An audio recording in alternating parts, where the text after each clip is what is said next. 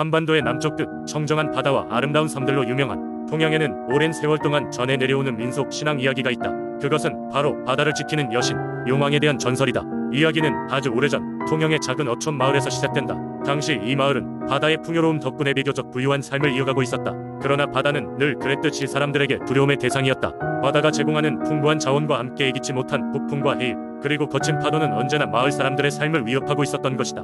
마을 사람들은 매년 바다의 신의 노여움을 달래기 위해 제사를 지내곤 했다. 이러한 신앙의 중심에 있었던 인물이 바로 용왕이었다. 용왕이라 불리는 이 신은 바다의 모든 생명체와 자원을 지배하는 존재로 그의 기분을 상하게 하면 바다는 무섭게 변하여 마을의 평화를 앗아간다고 믿었다. 어느 해 마을은 큰 재난에 직면했다. 그 해는 어찌된 일인지 바다의 풍요로움은 자취를 감추고 어부들은 빈손으로 돌아오는 날이 잦아졌다. 더불어 큰 폭풍이 여러 차례 마을을 덮쳤고 그로 인해 많은 집들이 파손되고 사람들은 삶의 터전을 잃었다. 마을 사람들은 그것이 용왕의 노여움이라고 생각하였고 그의 환심을 사기 위해 모든 힘을 쏟아 제사를 준비했다. 제사가 열리는 날 마을의 나이든 지혜로운 노인이 제관으로서 신에게 기도를 올렸다. 그는 용왕에게 풍요와 평화를 되찾게 해달라며 간절한 마음으로 기도했다. 그 순간 갑자기 하늘이 열리고 바다에서 은빛 용이 나타났다. 그 용은 마치 꿈속의 환영처럼 놀랍고 아름다웠다. 용은 마을 사람들에게 말했다. 너희들의 진정한 마음이 나에게 닿았구나. 나는 너희들의 정성과 믿음을 보았다. 이제 나는 너희에게 다시금 바다의 풍요로움을 돌려주려 한다. 용의 목소리가 하늘에 울려 퍼질 때 바다는 어느새 잔잔해졌고 하늘은 맑게 갠 듯했다. 그 후로 마을에는 다시 풍요가 찾아왔다.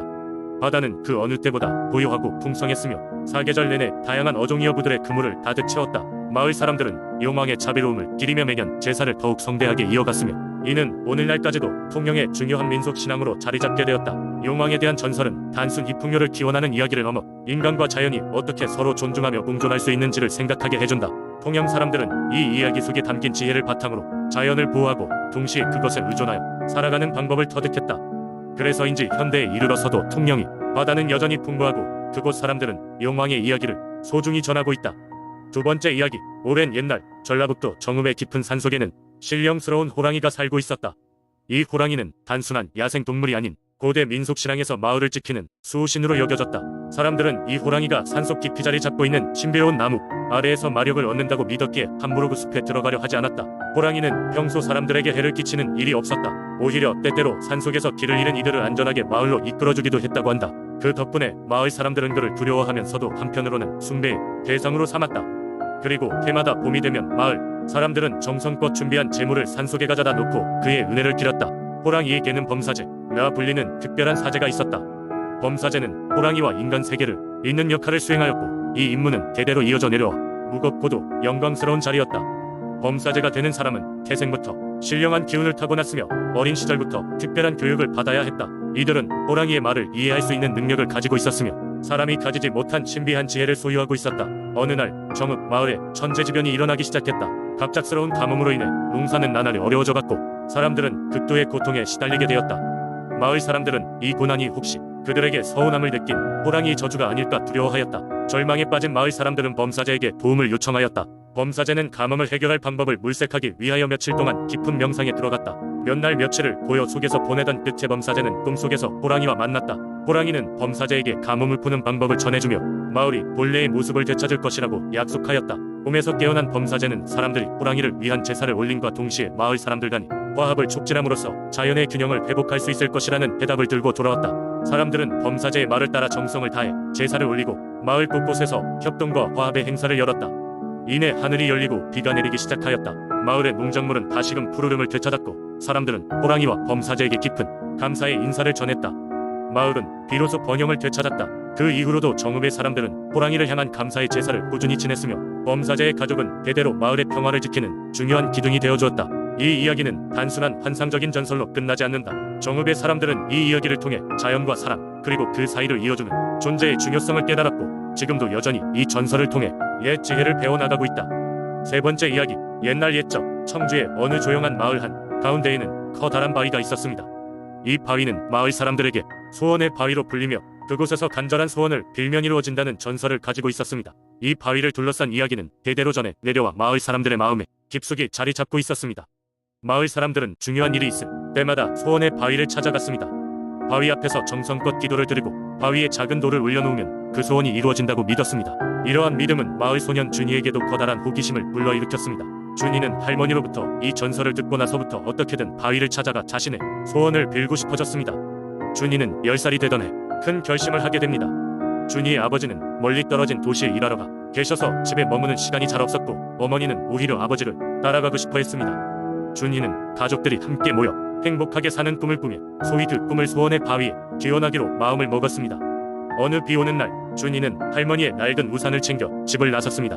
그는 붉은 빗방울에도 굴하지 않고 바람을 가르며 바위가 있는 숲속으로 걸어갔습니다. 검은 하늘 아래로 빛나는 번개의 성광이 준이의 작은 발걸음을 더디게 했지만 마음속의 소망은 준이를 멈추게 하지 않았습니다.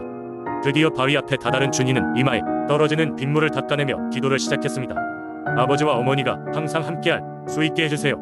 준이는 마음속으로 간절히 빌며 조심스럽게 사전에 준비한 작은 돌을 바위 위에 올려놓았습니다. 그 순간 놀랍게도 빗줄기가 서서히 잦아들고 구름 사이로 햇빛이 비추면서 무지개가 떠올랐습니다. 불가사의한 광경에 놀란 준이는 잠시 멍하니 서 있었지만 무지개를 보며 그의 마음은 희망과 믿음으로 가득 찼습니다.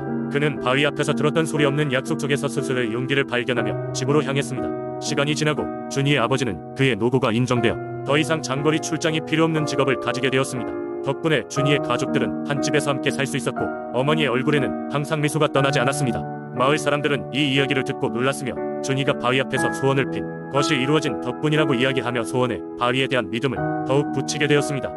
이렇게 소원 바위에 대한 이야기는 마을에서 다시금 전해지며 모두에게 꿈과 희망을 주는 전설로 남았습니다. 청주의 이 작은 마을은 각자의 소원을 이루기 위해 바위를 찾아오는 이들로 언제나 활기가 넘쳤고, 준이는 이후에도 많은 사람들에게 소원에 힘을 믿어보라고 말하곤 했습니다. 네 번째 이야기, 옛날 옛적 한국의 구성지역은 끝없이 넓게 펼쳐진 바다와 함께 존재하고 있었다. 이곳에는 매년 한 번씩 심각한 폭풍우가 몰아치곤 했는데 그로 인해 많은 사람들이 재산을 잃고 심지어 목숨을 잃기도 했다. 마을 사람들은 그 원인이 분명히 바다에 있다고 생각하며 바다를 지배하는 용왕에게 잘못이 있다고 믿었다. 용왕은 거대한 용의 형상을 지니고 있었으며 푸른 비늘과 눈부신 금빛 눈을 가지고 있었다. 그는 마음대로 바다를 저마다의 의지로 주무르며 그의 기분에 따라 바다는 잔잔해지기도 하고 거칠어지기도 했다. 마을 사람들은 용왕을 달래기 위해 매년 제사를 올리곤 했다. 하지만 지극정성으로 준비한 제사에도 불구하고 폭풍우는 멈추지 않았다. 그러던 어느 날 마을에 한 노승이 찾아왔다. 그는 길 잃은 방랑자처럼 보였지만 지혜로운 눈빛과 온화한 미소로 사람들을 금세 사로잡았다. 노승은 마을 사람들에게 자연과 조화로 고공생하는 법에 대해 가르쳤다. 그는 진정한 평화란 외적인 형식에 불과한 제사가 아닌 자연과의 진심 어린 교류에 달려있다고 이야기했다. 노승의 가르침에 따라 마을 사람들은 제사를 지내던 날짜에 바다로 나가 한 줄기 물결조차 반짝일 때까지 쓰레기와 오염물질을 치웠다. 그리고 그들은 바다를 바라보며 진심으로 감사의 인사를 전했다. 그 결과 신기하게도 그 해부터는 더 이상 심한 폭풍우가 마을을 덮치지 않았다. 다음 해부터 마을에서는 용왕제 대신 환경을 위한 행사를 열어 모든 셀 수 있는 생물들에게 감사 인사를 전했다. 사람들은 바다를 신성한 것으로 여겨 한 방울의 물도 소중히 여기게 되었고, 용왕은 그 모습을 보고 비로소 크게 웃으며 그들에게 축복을 내렸다. 이후 고성의 바다는 마을 사람들에게 풍요로움과 평화를 안겨주는 보호막처럼 여겨졌으며 용왕은 그들의 수호신으로 자리 잡았다. 이렇게 고성에는 용왕에 대한 전설이 전해져 내려왔고, 마을 사람들은 자연과 공존하는 삶의 귀중함을 몸소 느끼며 살게 되었다.